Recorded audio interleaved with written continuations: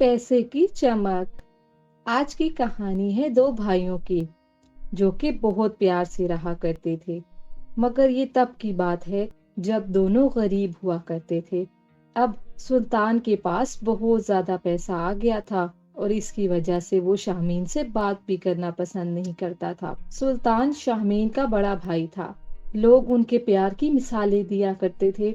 मगर एक वक्त ऐसा आया कि सुल्तान की एक लॉटरी निकल आई थी, जिसकी वजह से वो बहुत ज्यादा अमीर हो गया था और फिर वो शहर आ गया था।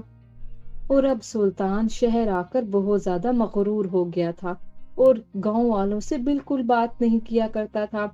उसने अपनी औलाद को अच्छे से पढ़ाया लिखाया। अब उसकी औलाद जवान हो गई थी। उसकी औलाद में एक बेटा और एक बेटी ही थे जो कि उसको बहुत प्यारे थे।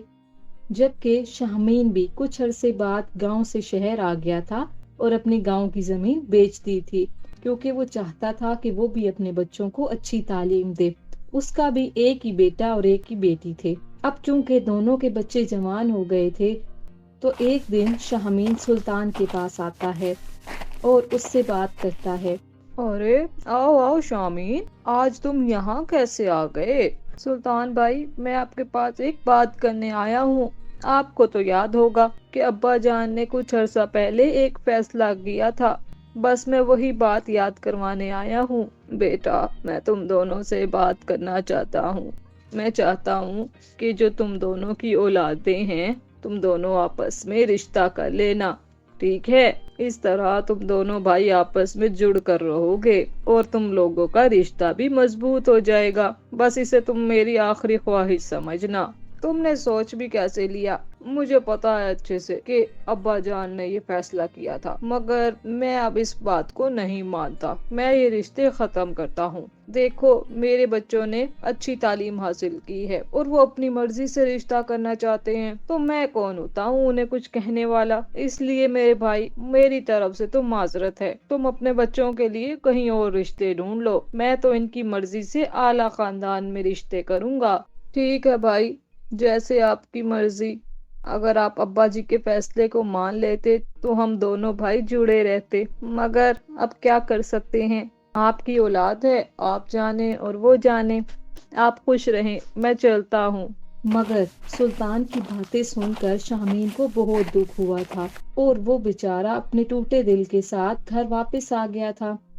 जैसे ही वो घर वापस आया तो उसकी बीवी उसी के इंतजार में थी और उसकी बीवी ने उससे बात की और पूछा, अरे आप उदास क्यों हैं? क्या हुआ? आप तो सुल्तान भाई की तरफ गए थे ना? क्या कहा उन्होंने? हाँ, मैं गया था सुल्तान भाई के पास, मगर उन्होंने रिश्तों से इनकार कर दिया है।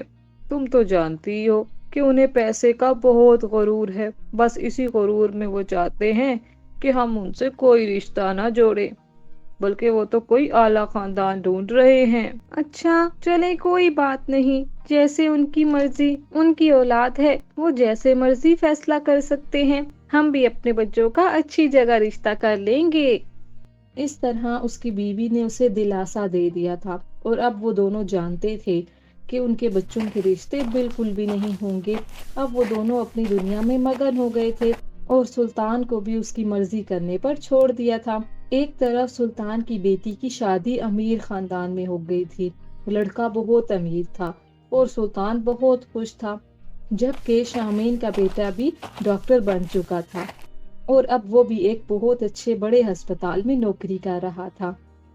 मगर कुछ अरसे बाद सुल्तान बहुत ज्यादा उदास शामीन के पास आता है और शामीन से बात करता है। अरे सुल्तान भाई, आप तो परेशान लग रहे हैं। क्या हुआ है? कोई बात है? आए बैठे, वहाँ क्यों खड़े हैं? मैं तुम्हारे पास अपनी परेशानी लेकर आया हूँ। मैं बहुत परेशान हूँ। तुम्हारा बेटा तो डॉक्टर है ना? क्या पता उसके पास कोई हल निकल आए।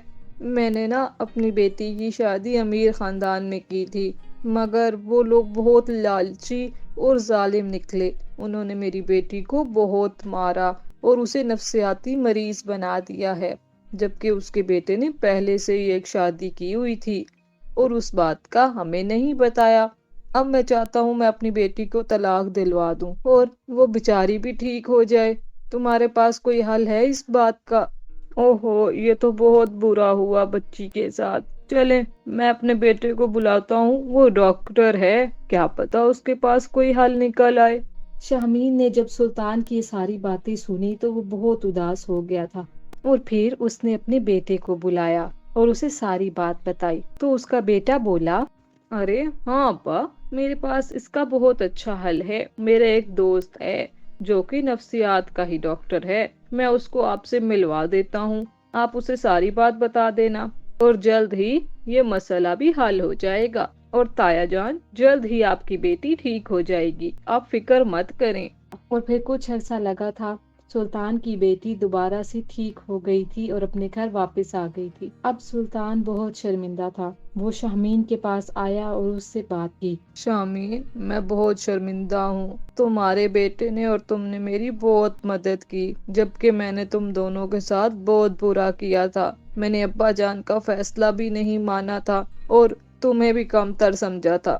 میں تم سے معافی مانگتا ہوں، مجھے معاف کر دو۔ ارے سلطان بھائی، کوئی بات نہیں، میں نے آپ کو معاف کیا، آپ میرے بڑے بھائی ہیں نا، غلطیاں تو ہر کسی سے ہو جاتی ہیں۔ اچھا، مجھے آپ سے ایک بات کرنی ہے، اگر آپ مانے تو۔ ہاں ہاں شامین، بتاؤ کیا بات ہے، میں تمہاری ہر بات مانوں گا۔ بھائی اگر آپ مانے تو کیا ہم دوبارہ سے یہ رشتے جوڑ سکتے ہیں جو کہ ابا فیصلہ کر کے گئے تھے؟ ارے شامین، کیوں نہیں، میں تو تمہارا بہت شکر گزار ہوں گا کہ تم اب بھی میری بیٹی کو اپنی بہو بنانے کے لیے تیار ہو۔ میں تو دوبارہ سے ہی رشتے جوڑنا چاہتا ہوں، بس میں کہہ نہیں سک رہا تھا کیونکہ میں شرمندہ تھا کہ پتہ نہیں تم مانو یا نہ مانو۔ میں نے تمہاری بہت بےزتی کی تھی نا، میری طرف سے تو ہاں ہی سمجھو اب تم۔ اور اب سلطان اور شامین دوبارہ سے آپس میں بھائی بن گئے تھے، اور جو ان کے بچوں کے رشتے بچپن میں طے ہوئے تھے وہ دوبارہ سے جڑ گئے تھے۔ اب وہ دونوں بھائی ہنسی خوشی ایک ہی گھر میں رہا کرتے تھے، اور پھر ان میں بہت زیادہ پیار ہو گیا تھا، کیونکہ سلطان کو بھی عقل آ گئی تھی اور اسے رشتوں کی قدر بھی ہو گئی تھی۔